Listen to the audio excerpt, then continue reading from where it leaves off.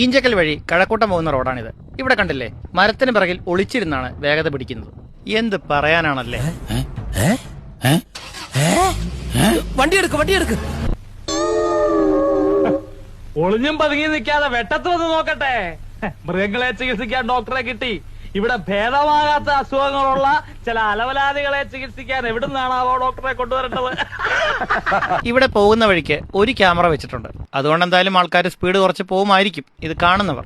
പക്ഷേ മുന്നിലെ ജംഗ്ഷനിൽ സിഗ്നലും ഇല്ല, ക്യാമറയും ഇല്ല, വേഗത കുറച്ച് പോകാനുള്ള ബോർഡുമില്ല.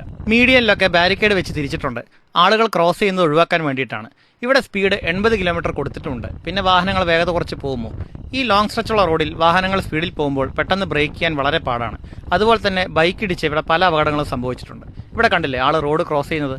പക്ഷേ അതിൻ്റെ അടുത്ത് തന്നെ ഒരു പോലീസുമുണ്ട്. ഇങ്ങനെ മറഞ്ഞിരുന്ന് വേഗത പിടിച്ചതുകൊണ്ട് ഇവിടെയുള്ള പ്രശ്നങ്ങളെല്ലാം തീരുമോ? അപകടങ്ങൾ കുറയുമോ? വിദേശ രാജ്യങ്ങളിൽ കാണുന്ന പോലെ ക്യാമറകൾ വരുമ്പോൾ അവിടെ ക്യാമറ ഉണ്ടെന്ന് കാണിക്കാനും സ്പീഡ് ലിമിറ്റ് കാണിക്കാനുമുള്ള ബോർഡുകളുണ്ട്. നമ്മുടെ നാട്ടിൽ എന്തുകൊണ്ടാണ് അത്തരത്തിലുള്ള ബോർഡുകൾ വെക്കാത്തത്?